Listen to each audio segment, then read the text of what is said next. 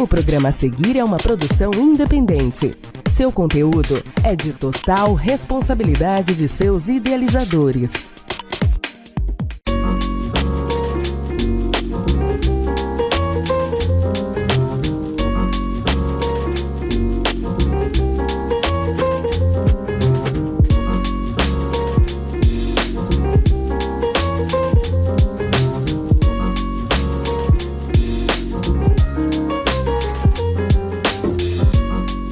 Sejam bem-vindos a mais um Café com Resenha, este programa que tem sempre o objetivo de levar até você um bate-papo, uma resenha, literalmente, regada a um café, aqui na The Best Coffee, a nossa cafeteria, na recepção do Instituto Beneficente Batista Monte Hermon.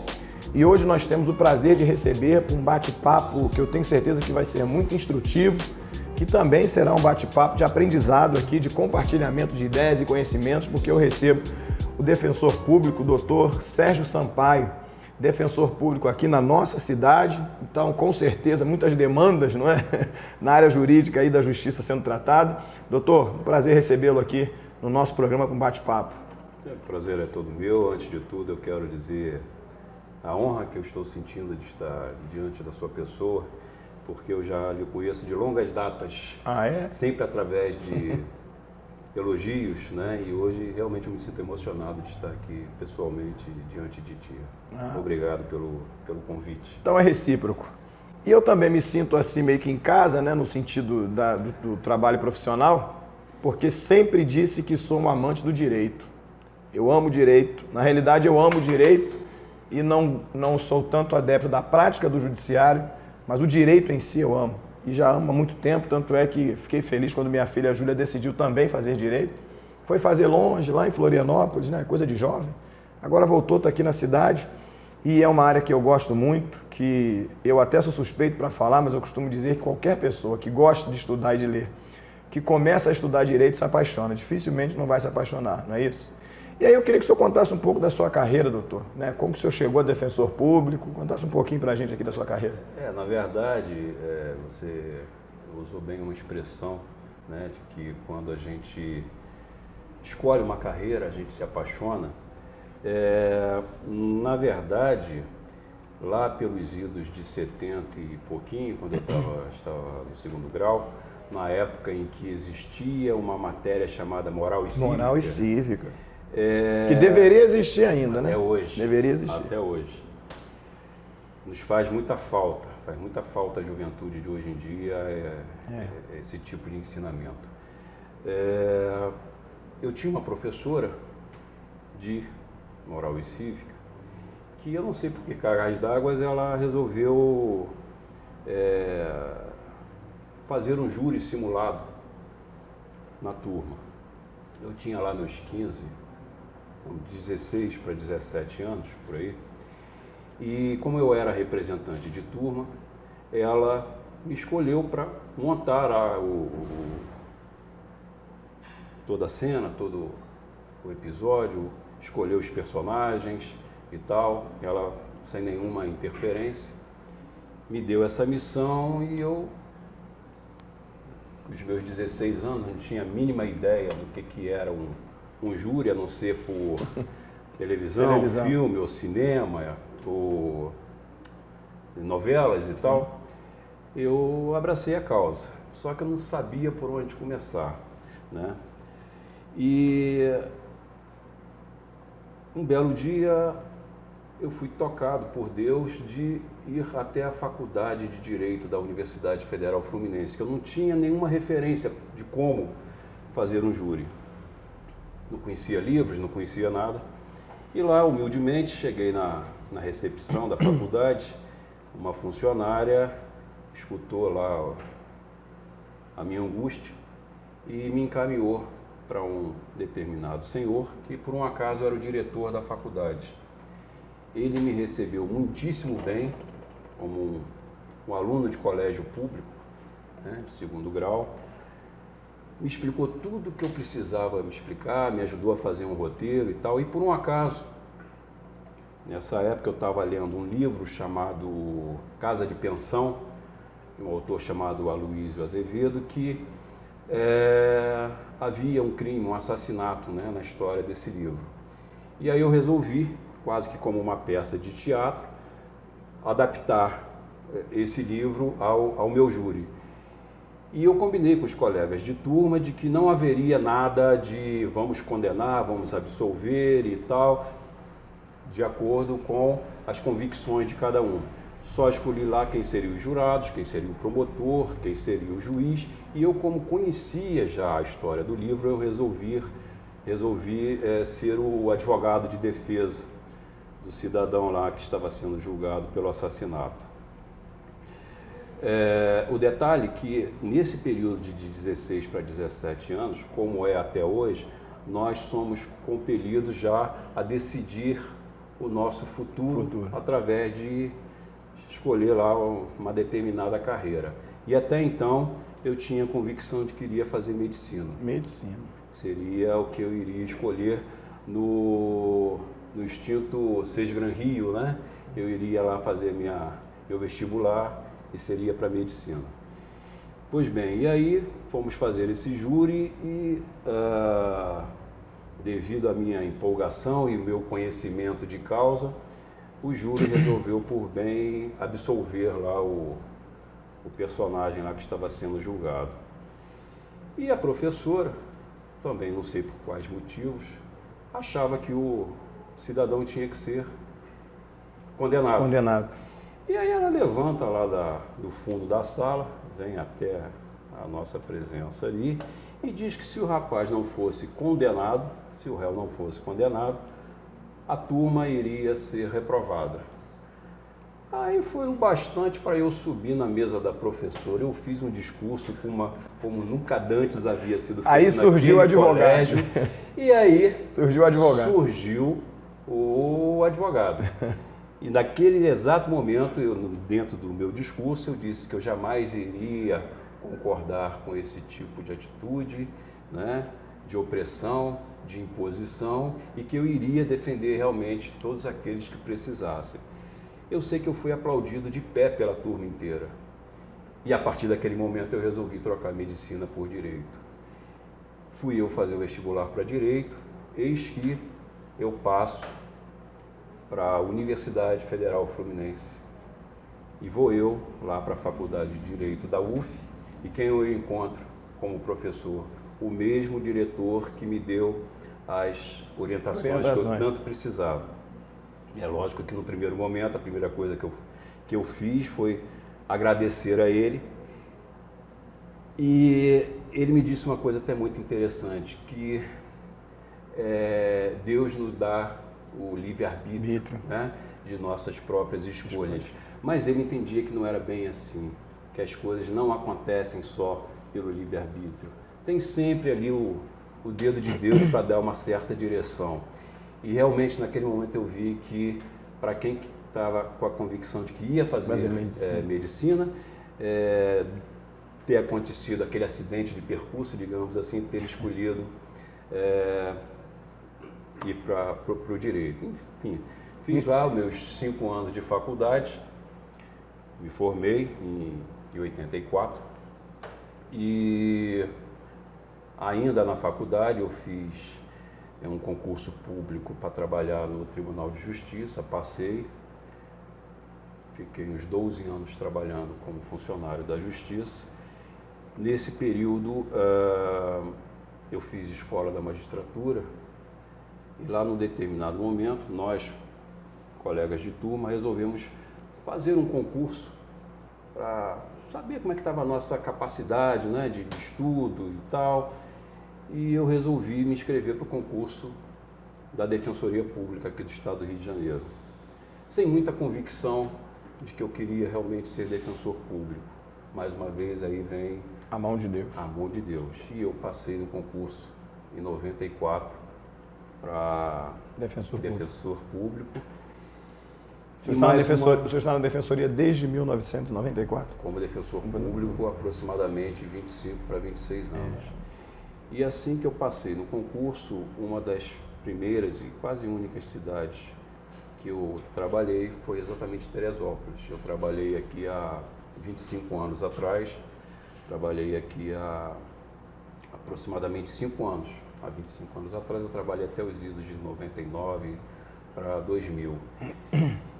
E não só a Defensoria se tornou parte de mim mesmo, como o fato de eu ter vindo para Teresópolis me fez aprender a amar Teresópolis, como tantos outros que não são, né, nascidos em Teresópolis, mas têm um amor incondicional pela cidade. Como eu. Né?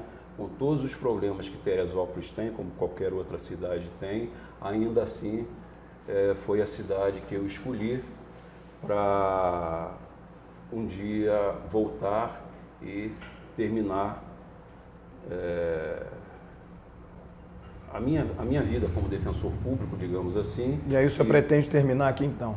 Na verdade, eu já estou caminhando, no meu caminho já chegando ao fim. Para aposentar. E aí aposentou a Defensoria Pública, já tem o plano já para continuidade? Pastor, na verdade o que acontece? Eu já até requeria a minha aposentadoria. Ela o processo administrativo está tramitando aí dentro da Defensoria Pública e nos demais órgãos competentes. E nesse meio tempo, a coisa de 1 ano atrás mais ou menos, eu recebi alguns convites, né, de começar a participar da vida política e tal, da cidade, de externar algumas opiniões, eu como cidadão, né? Sim. Já que eu estava morando aqui. E aí eu comecei realmente a participar de reuniões e tal, de dar algumas orientações nesse sentido.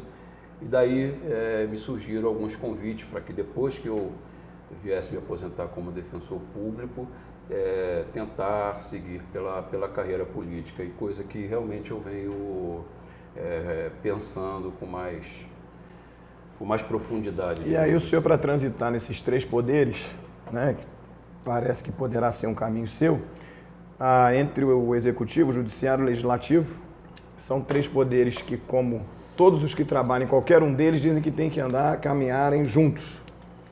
Isso é a teoria. Na prática, a gente sabe que nem sempre é possível, até pelos interesses e por várias coisas que acontecem. Uma pergunta para o senhor aqui, para quem lida com direito durante tanto tempo, e ainda que o direito seja uma área de muita interpretação, vasta interpretação, mas o direito, quando tem que tratar de prova, de fatos, ele vai observar alguns princípios legais. Eu estou enferrujado, doutor. O senhor pode me corrigir diante das câmeras. Mas ao que me consta, na minha época, o direito faculta 3 tipos de prova: testemunhal, pericial, documental. Se não mudou, o senso comum mais ou menos é isso. Nas suas variáveis, mas é isso aí que sustenta. Vai lidar com a vida pública, doutor, que nós sabemos que é completamente diferente. As últimas eleições totalmente norteada e totalmente dominada pelas fake news. Teresópolis é uma cidade que eu amo. Eu aprendi a amar essa cidade. Estou aqui há 10 anos, completo agora, e só saio daqui se Deus mandar. Eu costumo brincar na minha igreja, eles estão vendo, que Monte Hermão pode até não me querer mais como pastor, mas eu vou morar em Teresópolis. Mas eu reconheço algumas coisas aqui. Logo que eu cheguei na cidade, ela estava envolvida naquele problema de eleição de um prefeito que estava sofrendo um processo de impeachment, estava sendo afastado. E à época eu lembro que eu usei um texto bíblico para tentar orientar a igreja a votar com consciência e, sobretudo, tentar buscar informações que tenham veracidade. Porque essa cidade, como tantas outras pequenas, são muito envolvidas com boataria. Eu não vou falar de outras cidades, vou falar daqui. E aqui, a boataria é uma coisa assim que só quem convive sabe. Eu tenho fatos narrados de coisas que acontecem. Um exemplo muito clássico, eu entrevisto o senhor aqui agora. Meu programa vai ao ar hoje à noite. Amanhã já tem várias histórias com a vida do senhor aqui. Então, por exemplo, como é que o senhor vai lidar com isso? Se o senhor vai estar preparado? Se o senhor vai fazer um preparo antes? E qual é a sua expectativa de sair de um poder, não é, que é o executivo? Todo lugar tem política. A política tem dentro de casa. A gente com mulher e filho tem política. Mas a política profissional. Qual é a sua expectativa de lidar tanto tempo com o judiciário, que tem uma perspectiva de relacionamento, para o legislativo ou o executivo, não é, que seja qualquer um dos dois políticos, e que tem diferenças antagônicas. Como é que o senhor está? Qual é a sua expectativa para isso? Bom, respondendo à primeira parte da sua pergunta... É porque eu sou prolixo, né? Então uma pergunta são 4. Em relação de como eu vou lidar em relação às fake news e por aí vai. Ainda outro dia, uma pessoa que me é próxima disse: Sérgio, se um dia você resolver entrar para a política em Teresópolis, já fique ciente de que vão puxar a sua ficha escolar de quando você tinha 15 anos de idade. Eles vão procurar alguma coisa que possa te causar desconforto, embaraço, mal-estar, ou seja lá o que for, mas enfim, para te causar sérios problemas na sua caminhada. E eu respondi da seguinte forma: na verdade, eles podem procurar até o teste do pezinho de quando eu nasci, porque eu sempre tive uma vida íntegra, uma vida honesta, uma vida honrada. Nunca fui metido em falcatruas, nunca fui metido em vícios, nunca tive uma vida pessoal perturbadora, a ponto de que qualquer exposição, né, possa me causar qualquer embaraço. Se vierem com fake news, infelizmente, a política suja da cidade, as pessoas sujas, as pessoas baixas, que na verdade não pensam no melhor para a cidade, não pensam em ter princípios dignos e éticos para se discutir efetivamente os problemas da cidade, né? Vão procurar saber dos problemas pessoais dos eventuais candidatos ou inventar problemas dos candidatos para isso. A gente vai ter que combater esse tipo de fake news com a exposição do que realmente a sua vida é, né? Porque, infelizmente, esse tipo de coisa vai acontecer. Vai acontecer. Né? A gente está preparado para isso. Agora, a gente está preparado para isso mostrando a verdade. A minha vida é um livro aberto para qualquer cidadão que queira saber sobre o meu passado, sobre o meu presente, e sobre o meu futuro, né? Em relação ao meu futuro, né, de como lidar saindo do executivo e indo para o legislativo, eu vou agir da mesma forma que sempre agi na minha vida profissional como defensor público, ou seja, agir com lisura, com transparência e, acima de tudo, com parceria. Essa parceria não é com outro candidato, não é com outro político, mas a parceria, acima de tudo, com o povo, né? Porque eu não vou ser, eventualmente, um vereador ou vou ser um prefeito, eu vou estar. Sim. Né? Acima de tudo, eu sou morador de Teresópolis, pretendo passar o resto da minha vida aqui e vou trabalhar, vou agir para que efetivamente Teresópolis seja o melhor lugar de se viver, não só para mim, para minha família, para meus filhos, mas para todos os cidadãos que nasceram ou que escolheram Teresópolis como um bom lugar para se viver. Perfeito. Quero agradecer ao senhor pela presença. Nós temos por hábito aqui no finalzinho, dar uns segundos para 1 minuto, para o senhor deixar uma palavra aí para as pessoas que estão nos assistindo, que é importante. Bom, antes de tudo, eu quero mais uma vez te agradecer, né, e dizer o quão me sinto honrado aqui de estar na sua presença, de participar desse bate-papo contigo e esperar que outras vezes eu possa voltar, seja convidado. Com certeza. Realmente é um bom bate-papo contigo. E como recado que eu deixaria para as pessoas que agora nos assistem, é que Teresópolis realmente é um bom lugar de se viver. Se eventualmente nós tivemos ou ainda temos administradores que não estão à altura do que Teresópolis merece, reflitam nas próximas eleições que estão vindo aí. Não estou falando em relação à minha pessoa, ou a A, ou a B, ou a C, mas vocês têm o dever de realmente escolher o melhor para Teresópolis. E é esse o recado que eu deixo para vocês. façam de Teresópolis realmente o melhor lugar do mundo para se viver. Ótimo. E que Deus nos abençoe em tudo e sempre.